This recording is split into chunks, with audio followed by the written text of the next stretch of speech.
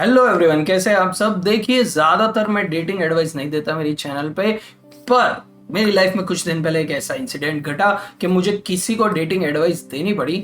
और वही इंसिडेंट आज मैं आपके साथ शेयर करने जा रहा हूँ, तो ध्यान से सुनिएगा। तो थोड़े दिन पहले की बात है कि मैं यूनिवर्सिटी से आ रहा था। जैसा कि आप जानते हैं कि मेरा पीएचडी लास्ट स्टेज पे है, एडिटिंग फॉर्मेटिंग के स्टेज पे है।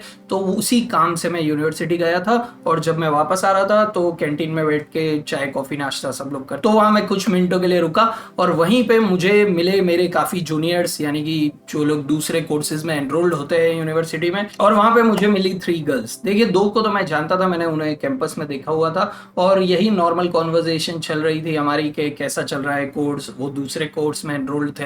मैंने बताया कि देखो, मैंने ये थीसिस लिखा है और मैं मेरी लाइफ में अब ये करता हूँ, यूट्यूब करता हूँ वगैरह वगैरह। पर तभी मैंने देखा जो थर्ड गर्ल थी, शी वॉज लिटिल ऑफ। मतलब अब किसी भी आदमी को देख के तुरंत पता चल जाता है ना कि इनका मूड ऑफ है या ये कुछ सोच रहे है वो।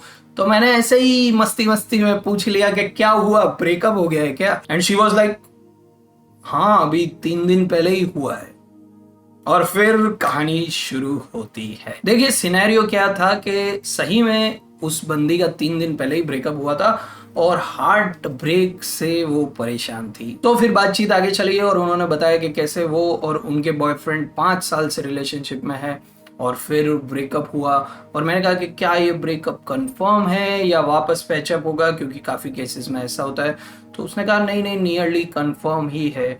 और फिर मैंने पूछा कि क्या रीजंस हो सकते हैं ऐसे ब्रेकअप के।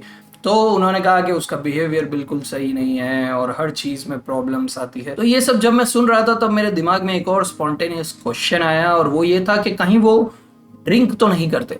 तो उसने कहा कि ड्रिंक तो करते हैं। फिर मेरा क्वेश्चन ये था कि क्या वो ओकेजनल ड्रिंकर है या रोज ड्रिंक करते हैं।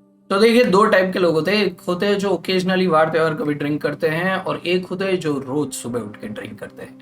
तो उसने कहा, उसका रिस्पॉन्स ये था कि हाँ वो ड्रिंक तो करता है, पर साथ साथ वो एक लेवल और आगे है, और वो वीड भी करता है और ड्रग्स भी कंज्यूम करता है। और मैंने कहा ओके, तो मैं समझ पा रहा हूँ कि ऑब्वियसली ऐसे अल्कोहलिक को डेट नहीं करना चाहिए। आई थिंक उस लड़की की उम्र आई थिंक 22-23 साल रही होगी, और उसके मन में काफ़ी डाउट्स थे।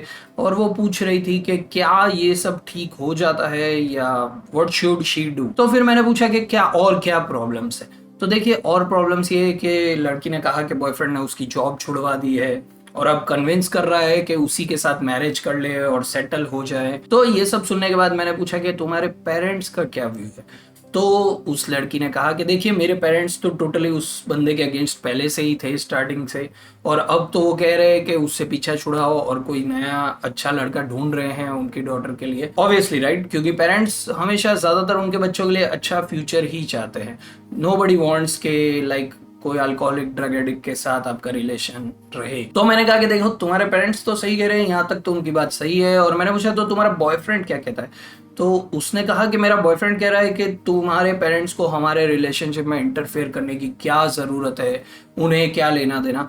बट मैंने कहा कि देखो, उन्हें लेना देना तो होगा ही, वो तुम्हारे पेरेंट्स है, और अगर तुम गलत डिसीजन ले रही हो तो ऑब्वियसली वो लोग इंटरफेयर करेंगे ही। और देखिए, इस चीज में क्या है कि ये बहुत कॉम्प्लिकेटेड क्वेश्चन होता है कि 2 लोगों के रिलेशनशिप में जनरली किसी को इंटरफेयर करना नहीं चाहिए। पर ये उन रेयर केसेस में से है कि जहां पे अगर आप कहीं स्टक हो गए हैं, एज अ बॉय भी मैं कहता हूं कि आप कहीं स्टक हो गए, या एज अ गर्ल भी आप कहीं स्टक हो गए हैं, तो आप उन लोगों के पास जाएं जो आपका अच्छा चाहते हैं। क्यों? क्योंकि देखिए, होता क्या है कि हम जब किसी से प्यार करते हैं ना, तो हम उनके फ्लॉज नहीं देखते, हमें उनकी कोई कमी नहीं दिखती। हमें बस वो दुनिया की सबसे सुंदर लड़की लगती है और हमें वो दुनिया का सबसे प्यारा लड़का लगता है। तो देखिए, हमें उस पर्सन की सिर्फ अच्छाइयाँ ही दिखती है। क्यों? क्योंकि हम इमोशनली इन्वॉल्व होते हैं। पर हमारे जो शुभ चिंतक हैं, वो लोग देख पाते हैं कि यहाँ पे क्या मिस्टेक हो रही है। देखिए, ऐसे टाइम पे बहुत जरूरी है कि एडवाइस आप उन लोगों से लें जो आपका अच्छा चाहते हैं, और ना कि उन लोगों से एडवाइस लें जो आपका बुरा चाहते हैं। क्यों? क्योंकि ऐसे सिचुएशंस तुरंत आउट ऑफ कंट्रोल हो जाती है। तो यही सिचुएशन मुझे लगी कि उस बंदी के साथ हो रही है कि उसका बॉयफ्रेंड अल्कोहलिक है, ड्रगिस्ट है, उसे जॉब भी नहीं करने दे रहा है और फोर्सफुली मैरी करने को कह रहा है।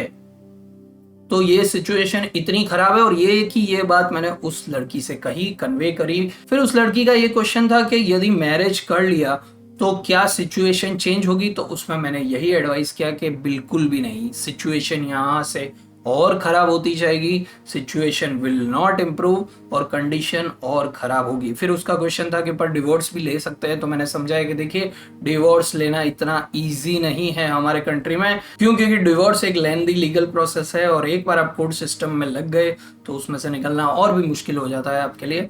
तो ये सारे चैलेंजेस आगे आएंगे। फिर ये सारी बातें जब उस लड़की ने सुनी और समझी तो उसने खुद कहा कि देखिए I have been a emotional fool. उस लड़की ने कहा कि मैंने कभी भी चीजें इस एंगल से नहीं सोची, और उन्होंने थैंक यू भी कहा। पर यहाँ पे देखिए मैं ये स्ट्रेस आउट करना चाहता हूँ कि देखिए मैं किसी का ब्रेकअप करवाने के फेवर में नहीं हूँ। और फिर देखिए एंड में मैंने कहा कि देखिए मैं टोटली समझ सकता हूँ, मेरे साथ भी ये कई बार हुआ है कि जब आप किसी को पसंद करते हैं और वो आपको ना मिले या उस इंसान के साथ आप समय ना निकाल पाए लाइफ में, पर लाइफ गोज ऑन। और 140 करोड़ हमारी देश की आबादी है, तो आपको एक अच्छा लड़का या अच्छी लड़की मिल ही जाएंगे, इसलिए ज्यादा स्ट्रेस आउट ना हो। और इन सब चीजों का यदि कोई सार या मेन पॉइंट निकाले तो वो ये है कि देखिए इमोशनल होइए।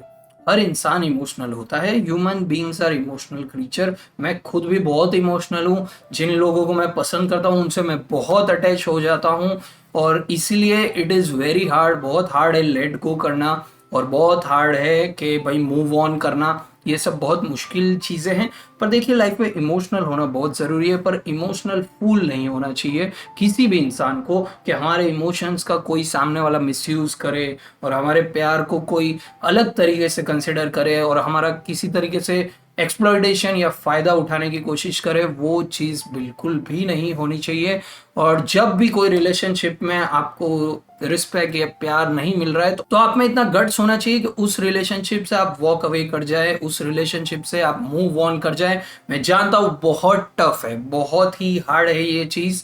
और साथ साथ देखिए ये उस लड़के के बारे में सोचा जाए तो ये सही डिसीजन है कि जब वो लड़की उसे छोड़ के जाएगी तो उसे रिजेक्शन मिलेगा, और जब आपको रिजेक्शन मिलता है लाइफ में तभी आप इम्प्रूव होगे, तभी वो अल्कोहल पीना छोड़ेगा, तभी वो ड्रग्स करना छोड़ेगा, तभी वो जॉब पे जाएगा। तो रिजेक्शन मिलना जरूरी है, और वंस वो लड़का अपनी लाइफ फिगर आउट कर ले तो उसे भी अच्छा लाइफ पार्टनर मिल जाएगा। तो ओवरऑल तो मैं कहूंगा कि ये विन विन सिचुएशन ही है दोनों लोगों के लिए। और आपके जो भी थॉट्स है वो मुझे कमेंट्स में जरूर कहें। आज के लिए इतना ही, फिर मिलेंगे, नमस्ते।